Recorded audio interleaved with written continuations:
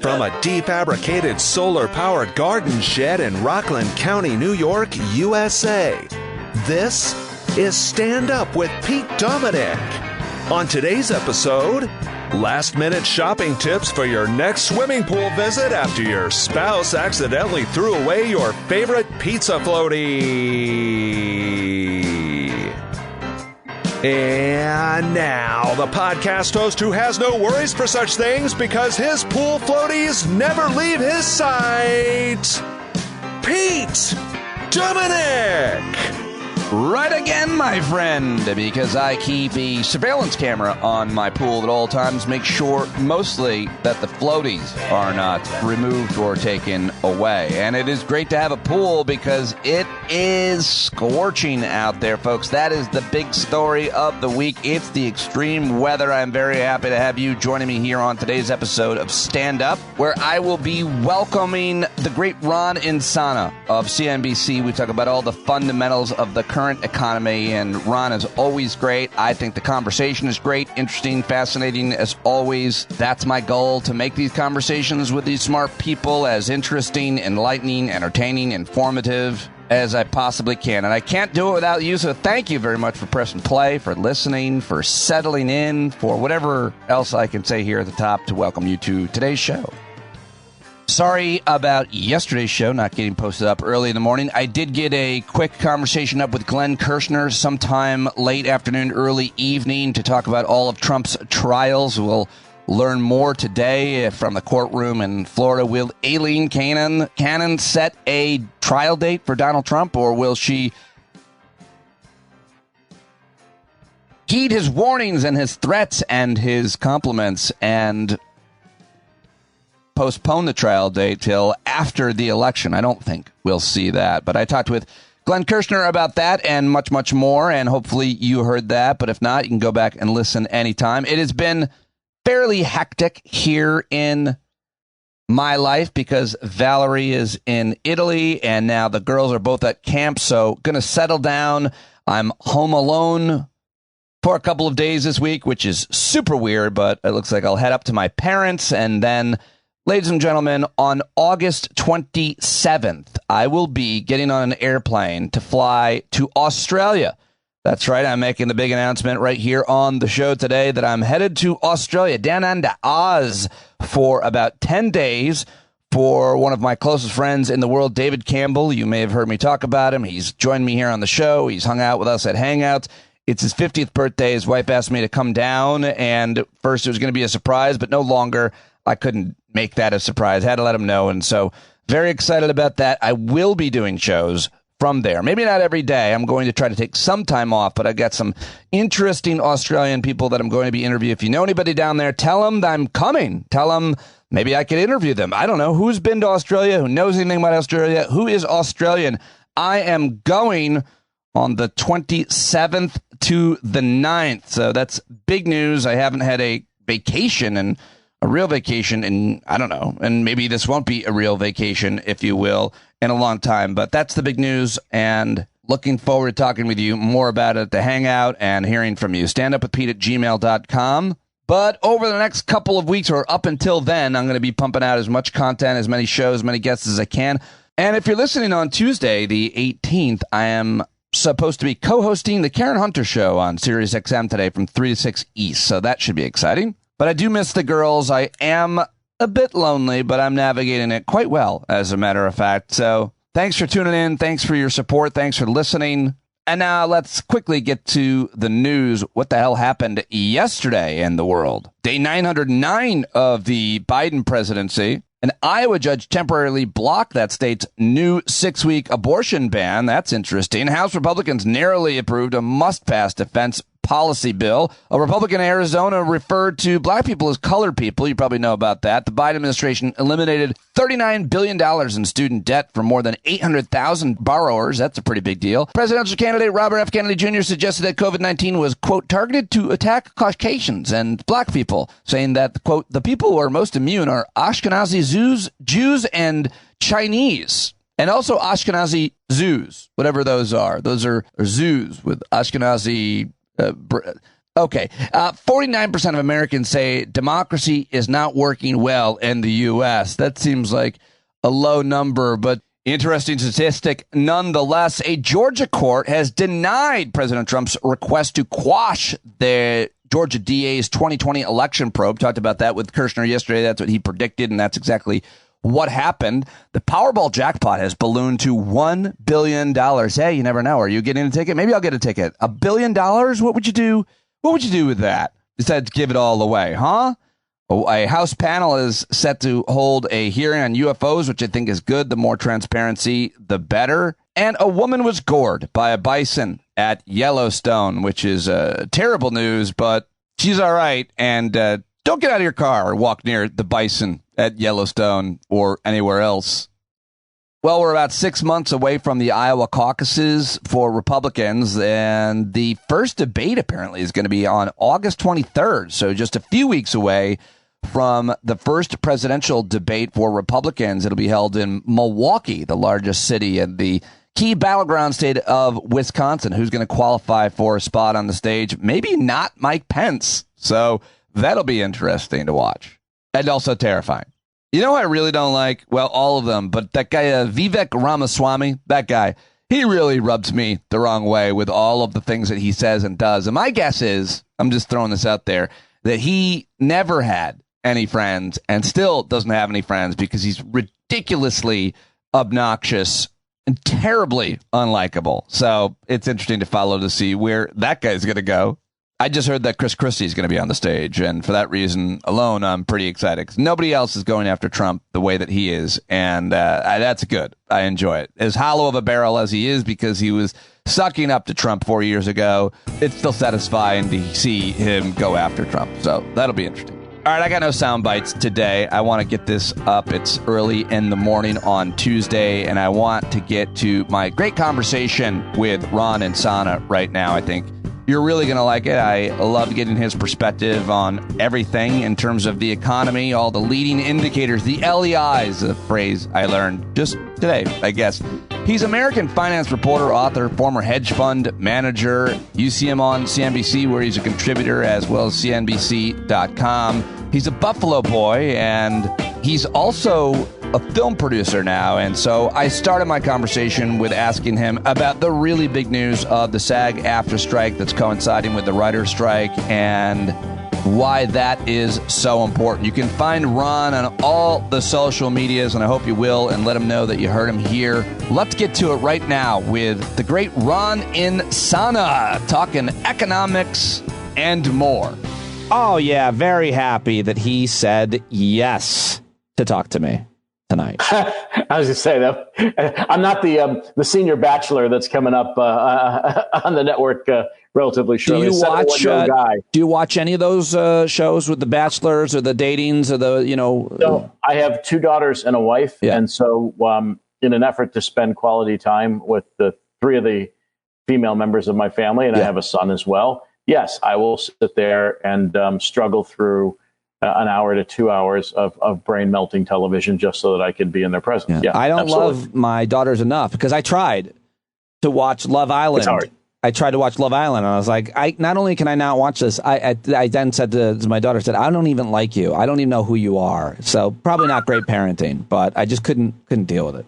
Love Island, I can't either. So I want them to take married couples and put them on an island with models of each gender and see if they can survive the experience. I'm so old at this point. I want the married couples, the premise just to be they give each other counseling. Like you step into somebody else's marriage, like sounds like you're not hearing each other, and they step into yours. That's the show. Why can't we do that show? What's your love language? What is your love language? Mine is yeah, I don't have one. It's all right. Yeah. You really put me on the spot with that. No, that was a joke. I wasn't really I know. Well, I know, but I realize I don't think I do have one. Yeah. Vulnerability. All right. So speaking of reality shows, Ron, we might be seeing a whole lot more of them. I mean, I'm working on Last Week Tonight now, and we've been on strike. The writers been on strike since May 1st, I believe. And now the actors are on strike. This is a really pretty fascinating story about what's happening if it wasn't so terrible for so many people. And I think it's easy to say, oh, the poor entertainment industry. And so I think that's so flip. These are real people's jobs. Millions of people in Southern California, in Atlanta, in Vancouver, all over the world, right? I mean, we shouldn't be flip about a whole sector of the economy. Right. No, absolutely not. And look, I mean, the last time we had a strike in 2011, there was a multi-billion impact on the community of Los Angeles. The last time we had a double strike, Ronald Reagan was a Democrat in 1960 and head of the Screen Actors Guild. So it's been a long time since both screen actors and the writers have been on strike simultaneously. And look, when you break apart what they're upset about, understandably, they're upset about residual payments, which have gone down. They're upset about shorter seasons, which limits their ability to work. And so you might come off an 8-episode season where back in the days, to really date myself, if you were doing Dick Van Dyke, Andy Griffith, even Friends, you were doing 20 episodes a season. We're down to 6, 8, 10 a season. And then you've got to wait for something else to come along. And then there's the issue of artificial intelligence. Can you take an extra from a movie, replicate their image, and use it in perpetuity without compensating them? Also remembering, and this has occurred to me today, that some very famous actors started off as extras. So if you use that person's image in perpetuity, where do they go from there?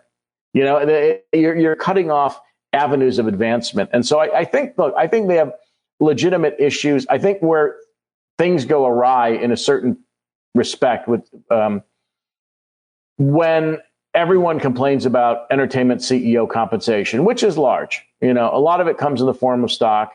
A lot of these folks are running very, very complex multinational companies, and it's not an easy gig. I would say that they should establish profit sharing and stock options for actors and writers and others who don't necessarily have back-end participation in a lot of these projects. Yeah, it used to be a whole lot better if your work, you would get royalties for work you'd done. And now so much is changing, such dramatic disruption, upheaval in the whole entertainment industry with the movie studios, which I guess is what they refer to when they say Hollywood, versus the Apple TVs, the Amazons, the Netflix.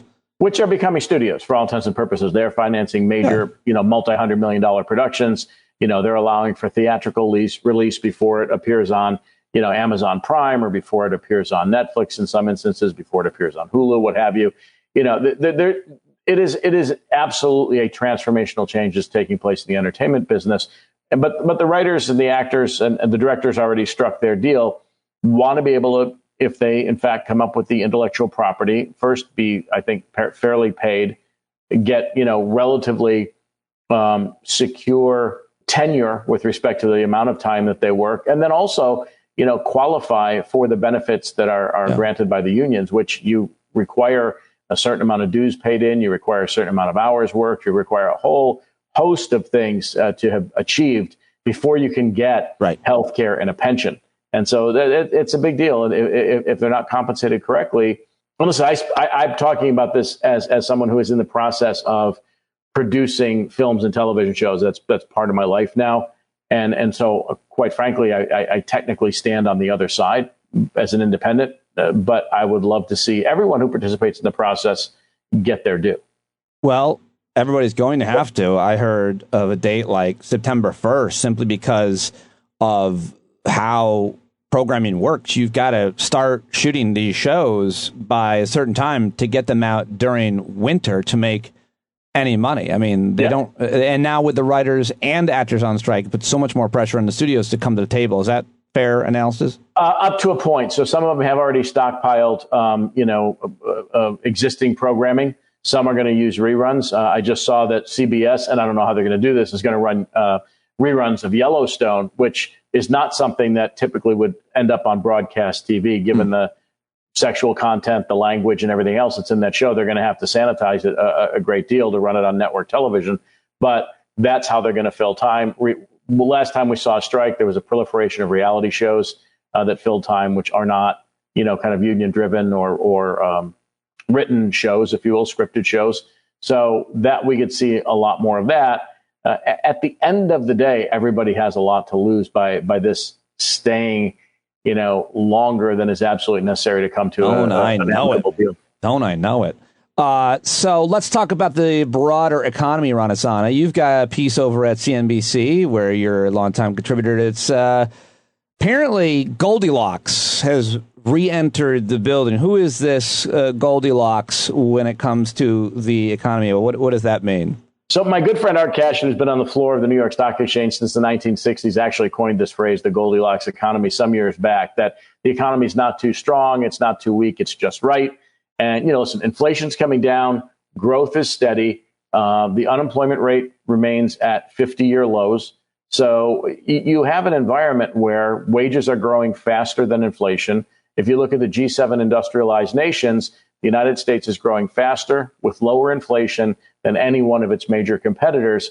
So that's all very good news. And it looks like we might achieve the so-called mythical soft landing that the Federal Reserve is trying to engineer, raising rates enough to cool the economy down, but not drive it into recession. And there's a chance they may this time pull it off for the first time in quite a number of decades. You say that the leading economic indicators, which I didn't know this, there's an acronym for that. We should use it. It's LEI. Don't we sound smart? Yes. Have been negative for over a year now. We've never seen a stretch of declines, you write, in LEI without a recession hitting the economy. So, too, for the decline in home sales. We could still see a recession. I think you leave open for that possibility. But it's I think it was like Goldman or some analyst that has some credibility downgraded that from like 25 to 20%, whatever the hell that means. Yeah. Well, I think most economists now are they're not shutting the door on the risk of recession. The Federal Reserve can raise rates too much, and they're likely to raise them again this month and then again in September by another half point in combination. And that puts short-term rates at about 5.75%, which is now above the inflation rate. And so I think that might be too much. It could ultimately, by the end of the year, tip us into recession. I wish the Fed would just stop. Yeah. Mortgage rates are above 7%. If you have a 3.5% mortgage and you own a house, you're not selling it and taking out a 7.5% mortgage because you're going to get killed on your monthly payment. So that's keeping housing supply from coming to market. It's keeping people from moving. And it's certainly, with respect to buying existing homes, those numbers are like minus 35% year over year. It's a big hit to residential real estate. Let's just talk about the way that the financial media or economic experts or whoever covers economics from just a moment and one metric, which is because I saw this reaction to the last month's job numbers where they were like slightly disappointing, and a whole bunch of like progressive types and others are like, well, slightly disappointing for an awesome number. Like things have been so hot in terms of unemployment for such a long time that 250,000 jobs was a little less than maybe was expected. But a lot of us wanted that framed as, I mean, amazingly, what a run in terms of we can talk about wages and you do, but it still seems like the framing of that should be this is still really good. Yeah. Yeah, 1,000%. This is still really good. I mean, it's unambiguous. It's irrefutable. The economy is not firing on all cylinders. There are areas of the economy that are most certainly in recession. Manufacturing's in recession. Residential real estate is in recession. We have some concerns about the way in which we work these days in a post-pandemic environment. But, that said, this unemployment rate at 3.6%, again, lowest level since the 1960s. Inflation is coming down. That's great news. No, what's also when you talk about financial media or general media talking about the economy, egg prices were up at about $4 and everybody was losing their minds. Now they're back to $1.05 and nobody says a word. Gasoline prices are reasonable at around $3 on average around the country. Nobody says a word. That's one of the frustrating parts is everybody focuses on the problem. And then when the problem goes away, people stop talking about it. And that's wrong because the economy is actually, again, by comparison and in absolute terms, in pretty good shape. You are always covering the energy sector. You've been obviously very engaged or following the war in Europe closely, certainly as it relates to the cost of oil and gasoline and food. And food. And the latest headline today is Russia pulling out of this agreement on grain prices, which means basically the breadbasket of the world, apparently Ukraine, and that fertile soil, that arable soil, they grow a lot of grain for the world, which means that's going to be really expensive. I mean, certainly for underdeveloped countries that rely upon it, and maybe the rest of us as well. And maybe I don't know what I'm talking about, but that was a headline today, and I wondered what you thought about that before we get to other I am energy. not sure, and I can look this up really quickly if you don't mind me turning away for one moment. I can tell you whether or not wheat closed higher, and of course, wheat is one of the main crops that comes out of Ukraine. Grain deal has been terminated, Russia says. I'm just reading the headline. We finished lower today. So, it had a very brief impact on the commodity markets. They started higher and finished lower. So I suspect that there might be something going on backdoor that we don't know about that prompted that reversal in price. So, look, yes, if you hold off enormous amounts of grain that Ukraine produces, and again, as you point out appropriately, the developing world is much more reliant on exports from places like Ukraine. The U.S. has an agricultural surplus, so we export a lot of our, soybeans, corn, wheat, and what have you, and we consume what we need and then sell the rest overseas. Yes, it could have a big impact. Energy's been, in a certain sense, remarkably well behaved. We've traded between $65 and $80 on oil. Gasoline's traded between, the very high twos, very low threes, and, $4 or $5 a year ago. And we're now settling into the low $3 What do you attribute range, that to, based on all the different circumstances that maybe the last time? Something that people don't talk about a lot. I mean, it's the summer. Gas prices usually. Yeah, but the United States is producing near record amounts of crude oil. And that, of course, obviously spills over into the gasoline market. We're the largest natural gas producer in the world. We're the largest crude oil producer in the world once again, and we will hit record levels of crude oil production later this year, despite what some political parties might tell you about restrictions on producing crude oil. It is absolutely untrue that we're constrained. We are the largest producer of it. We're exporting some of it, and that's holding down the price of oil, even as OPEC cut production 3 times this year. It's so frustrating as a progressive who's been so deeply concerned about climate change for so long, and we've activists try to put pressure on this president and every other Democrat to do something about it. And we can talk about what's been done. A lot actually has been done. The biggest investment in renewable energy ever. But just to be clear, the point I'm making is in the meantime, Biden approved some drilling in Alaska. And more importantly, the statistic that you just mentioned is the most important statistic. We're producing more than ever. And they've created a narrative on the right that, we aren't. It's nonsense. And it's empirically proven. I mean, we have the data, right? Yeah. We are producing more than we produced pre-pandemic, and we need to take out something like 12.3 million barrels a day to set a new record in terms of crude oil production. Natural gas, we've been the number one producer now since I think about 2017. So it's been going on for quite some time. And when you mentioned, the investment in renewables, and I hate the name of this act, but the Inflation Reduction Act, there are enormous incentives for green energy production, for improving the infrastructure, for expanding electric charging stations for EVs around the country.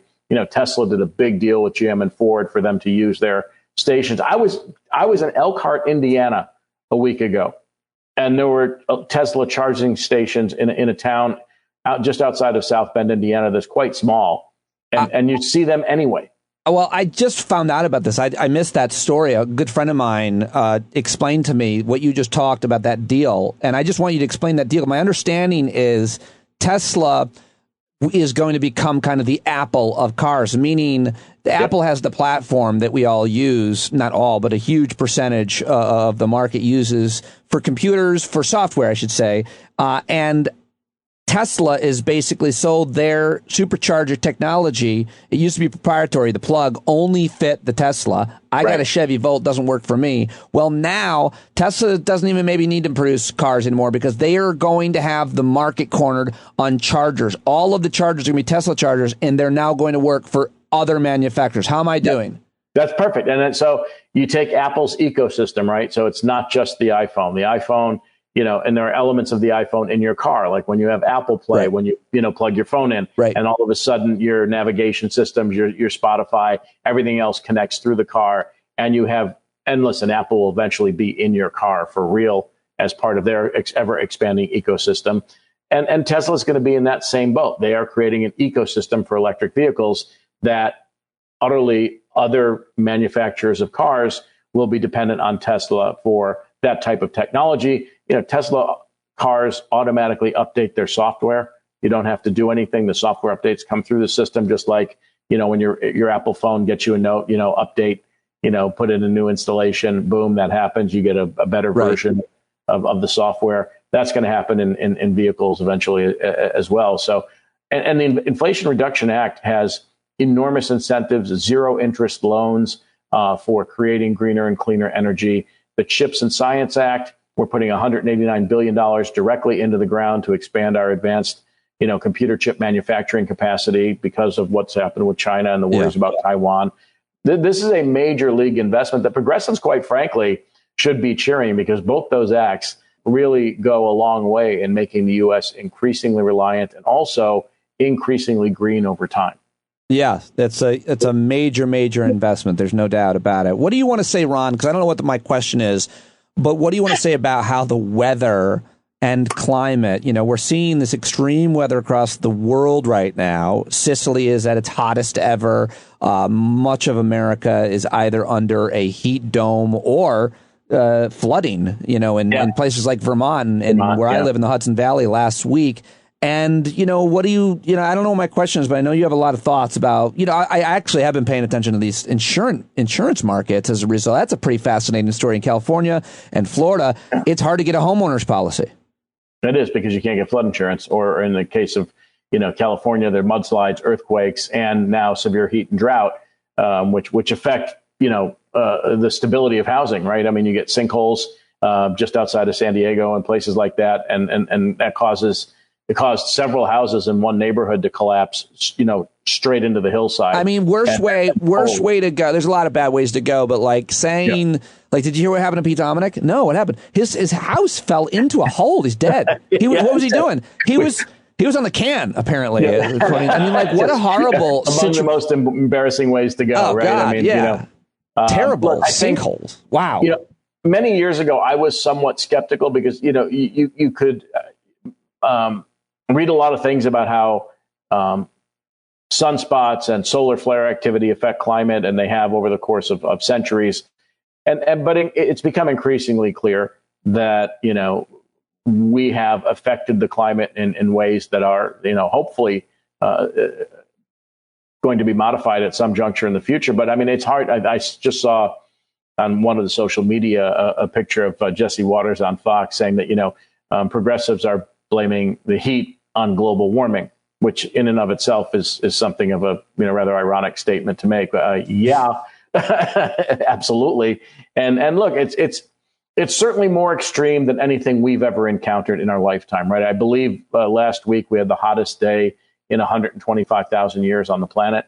So it's hard to argue with this anymore. And it's also, it's pure idiocy to suggest that this is not taking place, nor have we had an impact on the planet. The Anthropocene period, the human influenced period on Earth, many scientists say have begun, and we've left what they say is an indelible imprint on the planet. My guess is that if we were ever to go extinct, as Michael Crichton wrote in Jurassic Park, and the Ian Malcolm character, the mathematician there, said, look, when we're gone, the planet won't remember us. It doesn't remember dinosaurs except for fossils. We won't leave that big an imprint, a billion years from now.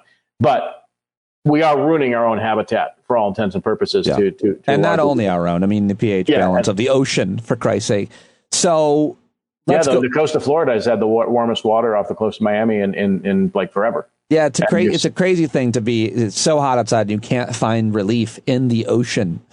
Yeah, right. Exactly. I mean, it's like, if you don't have a pool, or what we used to call an ice box back in the day, stand in front of the refrigerator with the door open when you're a little kid. But yeah, look, I mean, not only that, you have the wildfires going on in Canada, and we had here in the New York area the worst air quality in the world for several days. Right. And people are seeing that all over, not to mention the flooding, crazy amounts of flooding all over as well. Yeah. Lots to talk about there. We mentioned Tesla. Let me ask you about social media and how just your thoughts on the fragmentation, what's happened to Twitter, and what you think of Threads. And I mean, I guess the news today, Elon Musk tweeted something about how Yeah, Twitter's the cash flow has gone negative or some terrible thing. Yeah, I mean, and the value has been written down to about a third of what he paid for it, from $44 billion down to about $15 billion among those who hold its debt. Look, they're I believe their revenues are down 50%. Their ad revenues are down 50%. It's interesting because you're dealing with a genius who has a touch of crazy, and so whatever pet project this might have been, I think one could safely argue that he's done serious damage to that particular vehicle, and for no good reason, really. I don't understand the motivation behind. Ego. Yeah, I mean, there's ego, but it's also, I think it's in part philosophically driven, and his vision for what this type of town square ought to be. I've jumped on Threads. It's interesting. It's competitive because obviously they added 100 million people in 5 days, and so that's never happened before. Right. It's a different forum. It's certainly more tame. It's less anger-inducing than Twitter can be. We'll see whether or not it's competitive. Facebook is kind of become a home for the aged, if you will. I mean, not a lot of kids use Facebook. It's really more an adult-oriented, if you will, not in the worst sense of that phrase, social media platform. The kids are on TikTok. Even Snapchat doesn't seem, although it is still there, doesn't seem quite as vibrant. It seems like TikTok and Reels now from Instagram are kind of taking over the social media experience. Oh, man.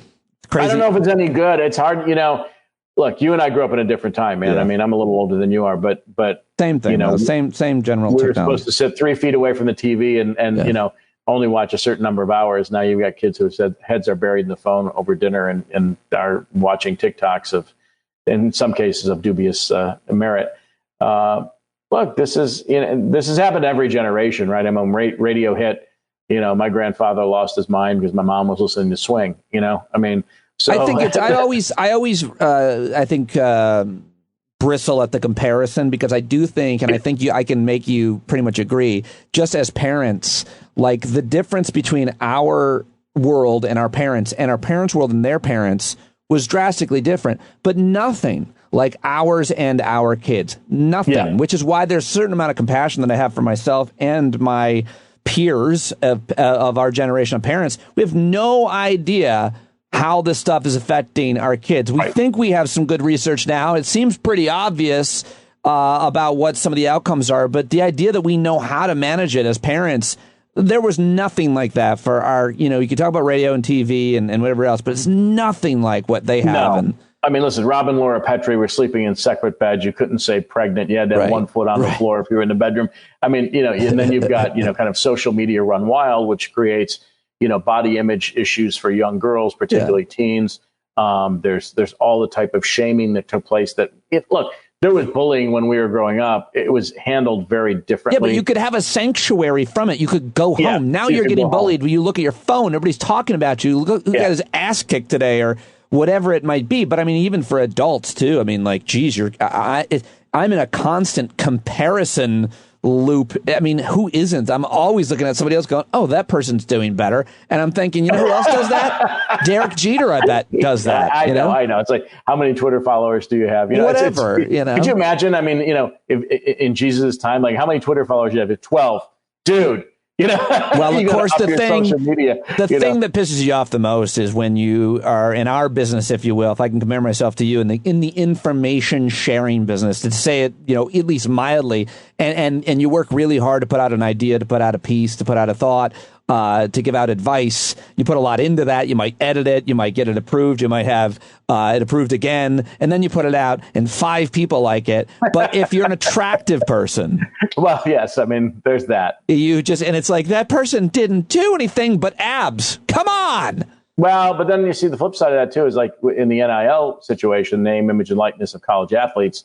A lot of it, is predicated also, as you say, on very good looking athletes as opposed to kids who are overachieving in their space and they're making a fortune, sure. And it's that's another aspect of it that's interesting. I haven't really heard about that. Wow. I have a daughter who's a swimmer at a decent college and she's a great kid. She's not top dog, in terms of where she places, And she's not an NIL candidate, really. They're now looking for pro prospects. Right. Or in many cases, they're looking for model candidates, on the female side, whose images ultimately are going to end up on Maxim or, somewhere else and that kind of thing, Sports Illustrated, what have you.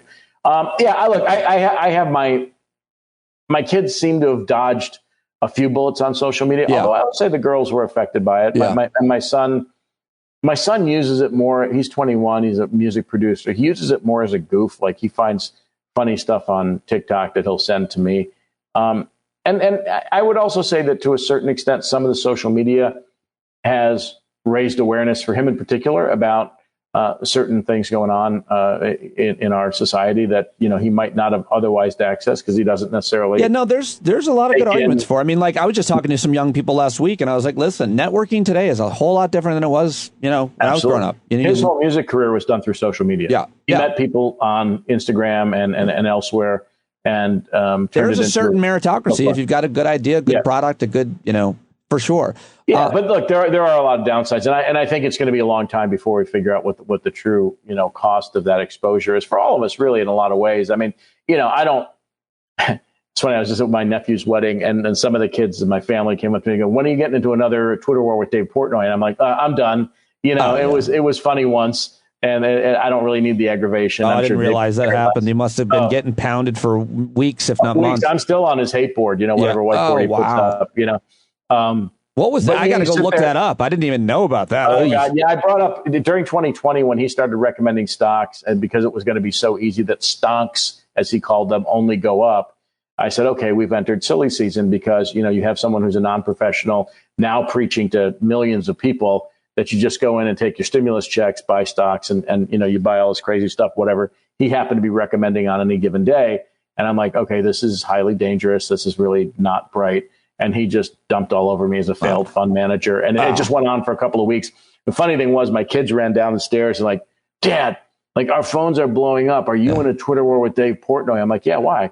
And they're like, he's going to kill you. I'm like, guys, this was a few years ago. I'm like, I'm 59 years old. Like I'm at the tail end of my career. There are very few people who are going to destroy me at this point. It's like, it is what it is. Quite frankly, I'm going to pick up some followers. So just relax. Dad's got this, Yeah, that's not the worst thing to be criticized for. That's for darn sure. Yeah. Well, Ron, always great to talk with you. I guess my final question is going back to where we kind of started on the overall economy. We always talk a little bit of politics. I mean, what do you see playing out over the next year in terms of, granted, Republicans will, pick whatever narrative they want. They can look at, inflation, and no matter how far it's come down, they can look at GDP, they can look at debt, whatever they want. It doesn't really matter. They'll say whatever they want, but what will be the kind of like next year in terms of the economy and how it affects the 2024 election? Like 2022, I'm not sure the economy will be the single most important issue. Right. Even though in truth, it may well be.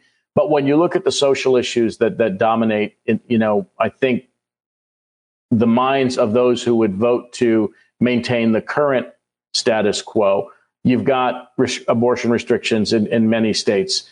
You've got voting rights, issues in many states. You have guns.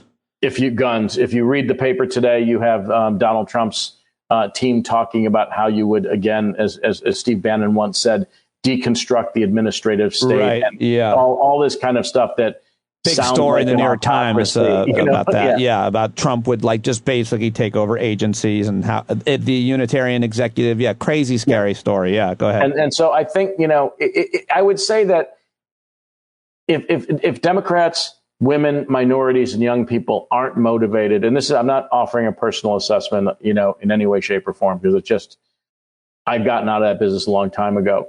But in my mind, as I analyze the situation where it comes down to numbers, 81 million versus 74 million, if those same 81 million people on the Democratic side don't recognize what's happening in the country and decide to stay home, Donald Trump will be president again. And I do think there's some risk associated with that. To our democracy. I think I'll put that gently. I mean, that was the biggest understatement that's ever been made on this podcast. It's altogether possible. I do think, though, that, women, minorities, young people have more at stake than almost anybody else in this game. Yeah. And the planet. And I think if they want to maintain a lifestyle to which they become accustomed, I don't think they have much of a choice. Ron Insana, always awesome talk with you. Thank you very much again. Thanks for having me. For joining me.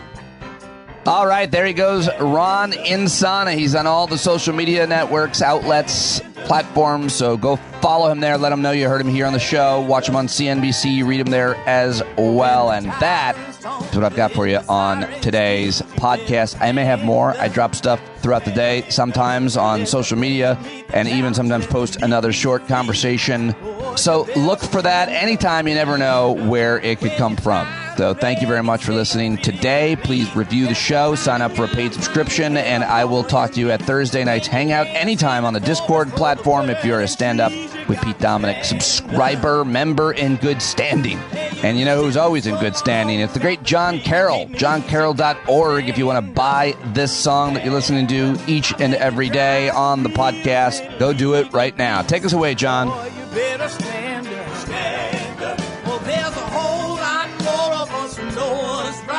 Keep right on ignoring us if we keep sitting tight. You got to open up the window to let in some light. You got to stand up. That's right. You got to rise up. You got to stand up. You got to stare the devil straight in the eye. We got to let him know it's his turn to go. See it clear and all you hear is a lie.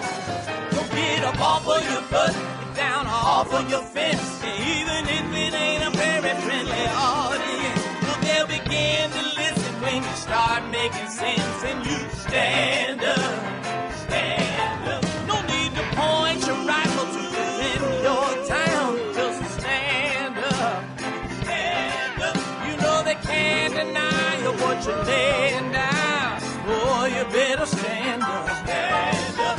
Show your face of every color, yellow, black, red, and brown. She's the place where every lost child will finally be found. There's only one thing to do before we stand our ground, and that's stand up, stand up. Well, the founding fathers saw a land for all. They had to stand up, they had to stand up. They had a keen imagination for a crystal ball, drawing all the plans of stand up. But all they had to go on was the time they were in, with other causes for laws, and since they weren't even sin, they knew that change was gonna come before the change could begin. They had to stand up. All right, they had to stand up. We got to stand up. We got to look the devil square in the eye. We gotta let him know it's his time to go, and make it clear when all we hear is a lie. Why you lying awake wondering where the money all went? It'll be the cost of freedom that'll go unspent. You can see him flee the scene of that experiment if you stand up. All right, we got to speak up. We got to reach up and raise your voice in every way you know how. Don't be toes up. You got to show up. Ain't no better time to do it but now. No need to pledge allegiance to no wanton tribe. Rise up, show obedience to the voice inside, and listen well and it'll tell you not to run and hide. It says stand up, stand up. Got to stand up. Ooh, come on, just stand up. Everybody got to stand up in the darkest hour. Stand up, people got the power. Stand up. Come on, come on, come on, come on.